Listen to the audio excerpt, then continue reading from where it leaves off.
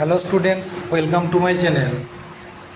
আজকের যে প্রশ্নগুলি দেওয়া হচ্ছে এগুলি একাদশ শ্রেণী ভোকেশনাল বাংলা ব্যাকরণের থেকে প্রথম সেমিস্টারের বাছাই করা 50টি প্রশ্ন ব্যাকরণ থেকে দেওয়া হলো।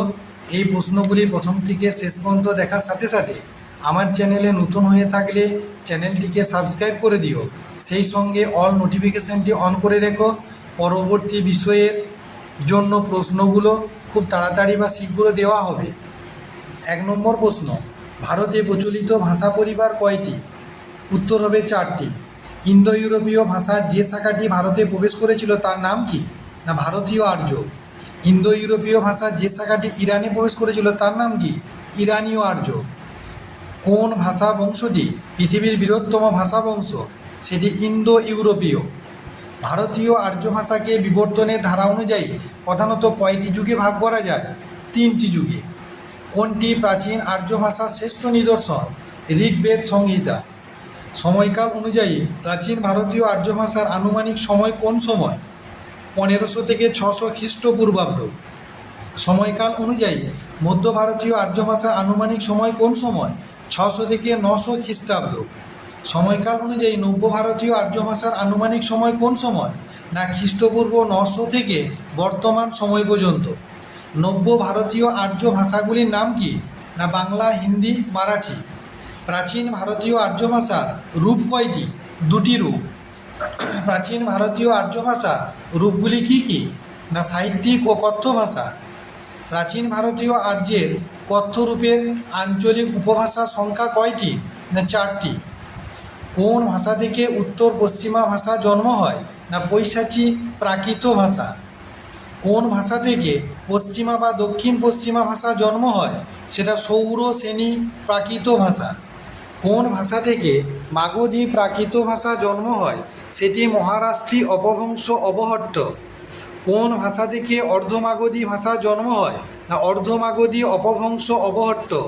কোন ভাষা থেকে মহারাষ্ট্রী প্রাকৃত ভাষা জন্ম হয়? সেটি মহারাষ্ট্রী অপভ্রংশ অবহট্ট ভাষা থেকে। পরের প্রশ্ন, কোন গ্রন্থকে প্রাচীন বাংলা ভাষার শ্রেষ্ঠ নিদর্শন বলা হয়? না চর্যাগীতিকে। প্রাচীন বাংলার আনুমানিক কালসীমা কত?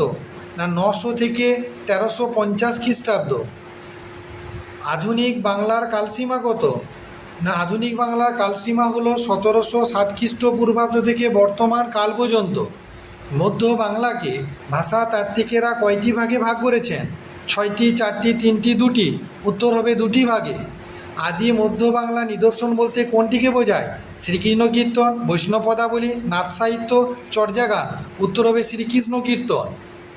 বঙ্কিমচন্দ্র চট্টোপাধ্যায় রচিত কপালকুণ্ডলা উপন্যাসটি বাংলা ভাষার কোন যুগে নিদর্শন? এটি আধুনিক বাংলা যুগে।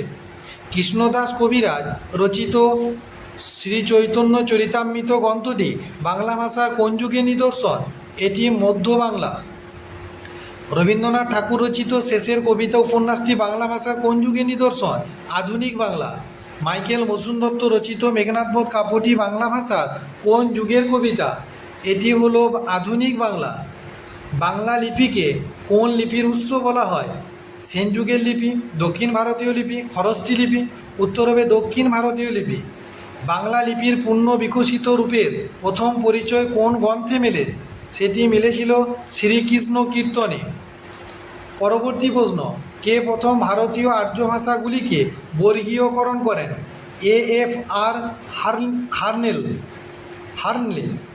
পরবর্তী প্রশ্ন, মারাঠি ভাষার প্রধান উপভাষার নাম কি? না কোঙ্কণী। কোন ভাষা দ্রাবিড় গোষ্ঠীর মধ্যে সর্বাধিক ব্যবহৃত ভাষা? সেটি তেলেগু ভাষা। পরবর্তী প্রশ্ন দেখো, ভাষা বৈচিত্র্য আর্য ভাষা চর্চার কোন শাখার অন্তর্গত? সেটা সমাজ ভাষা বিজ্ঞান। বাংলা কথ্য উপভাষা কয় প্রকার? না 5 প্রকার। কলকাতা জেলার যে উপভাষাটি প্রচলিত তার নাম কি? বঙ্গালী, বরেন্দ্রী, কামরূপী না রাঢ়ী? উত্তর হবে রাঢ়ী। অপিনিহিতির পরবর্তী স্তরটি কি? সেটি অভিশ্রুতি। ঢাকা, ময়মনসিংহ, ফরিদপুর, বরিশাল, খুলনা, যশোর প্রভৃতি অঞ্চলে যে উপভাষাটি প্রচলিত তার নাম কি? সেটি বঙ্গালী। রাখিয়া থেকে রাইখা ধ্বনি পরিবর্তনের নীতিটির নাম কি? এটি হলো অপিনিহিতি। জলপাইগুড়ি, কোচবিহার, উত্তর দিনাজপুর, দার্জিলিং প্রভৃতি অঞ্চলে যে উপভাষাটি প্রচলিত তার নাম কি? সেটি হলো কামরূপী উপভাষা। দক্ষিণ পশ্চিম বাঁকুড়া, দক্ষিণ পশ্চিম মেদিনীপুর, মানভূম, সিংভূম, ধলভূম প্রভৃতি অঞ্চলে যে উপভাষাটি প্রচলিত তার নাম কি? সেটি ঝাড়খণ্ডী উপভাষা। মালদহ, দক্ষিণ দিনাজপুর, রাজশাহী, পাবনা প্রভৃতি অঞ্চলে যে উপভাষাটি প্রচলিত তার নাম কি? সেটি বরেন্দ্রী উপভাষা। দেখি পরে প্রশ্ন, উপভাষা ব্যবহারকারী কোনো অঞ্চলে জনগণ জনগণ কোন ভাষাকে লেখ্য ভাষা রূপে ব্যবহার করে? সাধু ভাষাকে, আদর্শ কথ্য ভাষাকে, জনজাতির ভাষাকে, সাংকেতিক ভাষাকে? উত্তর হবে আদর্শ কথ্য ভাষাকে। A group of people who use the same system of speech signals is a speech community। কথাটি কে বলেছিলেন? Noam Chomsky, Sunit Kumar Chattopadhyay, Grierson না ব্লুমফিল্ড? উত্তর হবে ব্লুমফিল্ড। একই উপভাষা যখন সমগ্র অঞ্চলে মান্যতা লাভ করে তখন তাকে কি বলা হয়? শিষ্ট চলিত ভাষা, কথ্য ভাষা, মান্য উপভাষা। এক একটি উপভাষার অভ্যন্তরীণ আঞ্চলিক পার্থক্যকে কী বলে অভিহিত করা হয়? সেটা বিভাষা। The real and natural life of language is its dialect. কথাটি কে বলেছিলেন? সেটা ম্যাক্স মুলার। ব্লুম। পরে প্রশ্ন, কোন ভাষাতাত্ত্বিক বাংলা কথ্য উপভাষাকে 5টি শ্রেণীতে বিভক্ত করেন? সেটি সুকুমার সেন। ভাষা থেকে যাবতীয় উপভাষার সৃষ্টি হয়েছে এই মতের প্রবক্তাকে? এই মতের প্রবক্তা সুকুমার সেন। একটি চলিষ্ণু ভাষার প্রধান অবলম্বন কি? সেটি হলো ভাষা বৈচিত্র্য।